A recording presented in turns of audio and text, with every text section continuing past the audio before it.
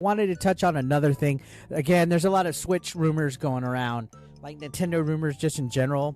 Like supposedly there's supposed to be a February Direct coming up. I think I saw like February 7th as a rumored date. Who knows at this point? But yesterday, I think there was a rumor going around that Nintendo is actually trying to get in touch with major new studios, to share their IPs with them. And as soon as we always hear things like this, it gets exciting because anytime Nintendo shares their IP with somebody, that's a big deal because we know how protective Nintendo can be with Mario and stuff like that.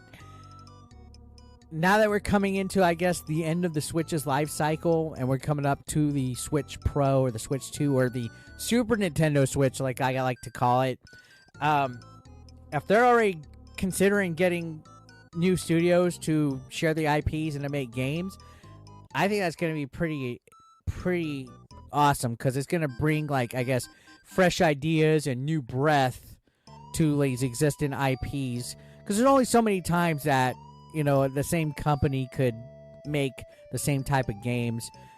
There's a couple of examples I wanted to talk about this, but I think this was something I saw on my docket. I have GamesIndustry.biz, which is a website that I tend to look at for gaming news and stuff like that. So apparently they're in deep talks with at least 3 studios. Who knows who they are? They got a list right here of some of them, which we're going to talk about creating games based on their famous characters. Now, again, there's been a little bit of, I guess, collaboration in the past with, like, Retro Studios.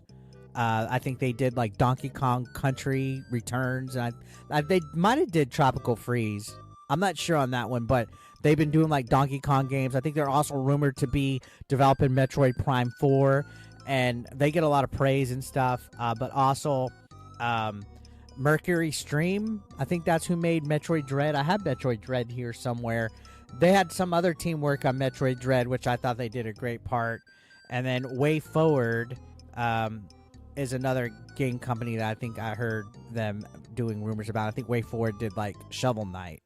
So they're basically, like, those are the cream of the crops of the companies like Retro Studios, MercurySteam, WayForward.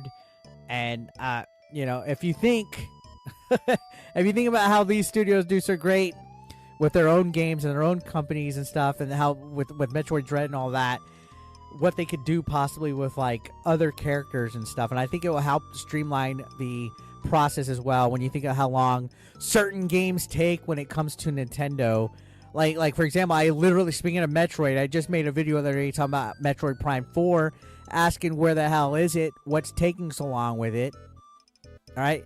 I understand that midway through the development, they squashed it and gave it to a new development studio, which is Retro Studio, I think.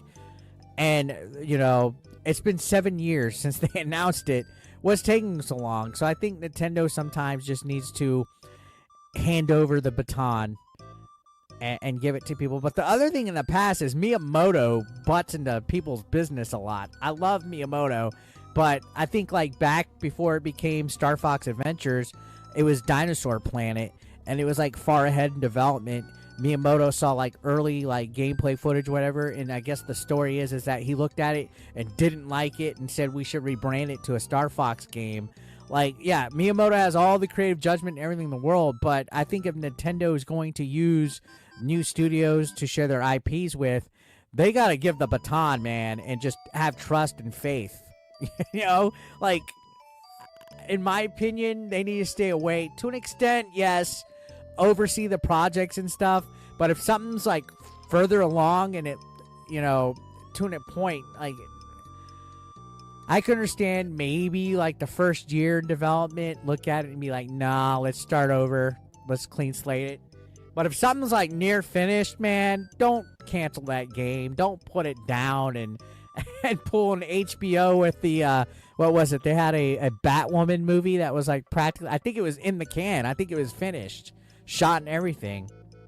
So the details of whatever these studios are secret at this point. Again, stuff like this, we're seeing all these rumors and stuff. Take it with a grain of salt. we haven't had anything confirmed, but I'm thinking if we do have a direct soon in February, they're going to show a lot of stuff. Who knows if these studios are going to be strictly for Switch 2, or maybe we'll have them develop co-generation games, or maybe there's stuff coming out that we don't know yet for the end of the Switch life cycle that some of these companies are going to work on. Either way, I think it's exciting to think that new people, I'm always about like the new generation taking over, the new generation moving forward and controlling things. I think they could add a nice new touch, get some fresh minds in there, like Miyamoto, Eiji Onuma, fucking what's his name, the guy that made Smash, Sakurai, that was his name, right? Yeah, all good and done. Y'all are legends. Thank you for all your time. But let somebody new take over. Let's have some fresh blood. Let's have some new minds. I'm sure they're not gonna fuck up, knock on wood, Mario that bad. I mean, by this point, 30 years in, well, then again, Disney fucked up Star Wars too. So could you imagine that they give like Legend of Zelda or Mario to like a new studio and they just completely fucking fumble it and have all this bullshit like that nobody wants in these games?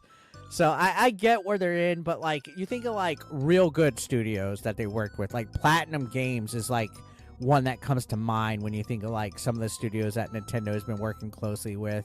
I think they had like the Bayonetta games. They had fucking Wonderful 101, a few other ones.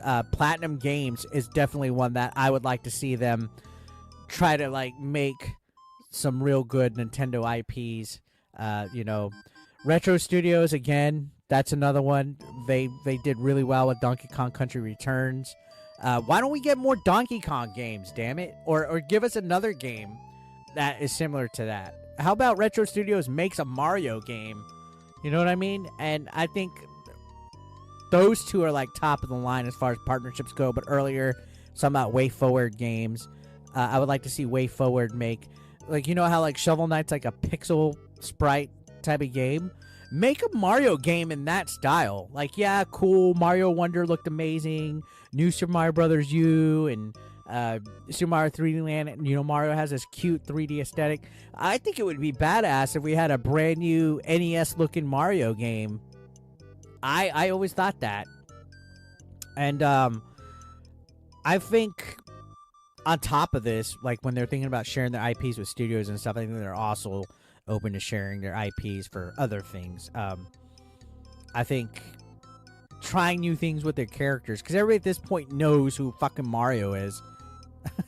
He's basically Mickey Mouse. And speaking of Mickey Mouse, how he went public domain, isn't it wild to think that like fucking 70 years from now Super Mario will be in the public domain? I think it's 95 years when stuff goes into public domain.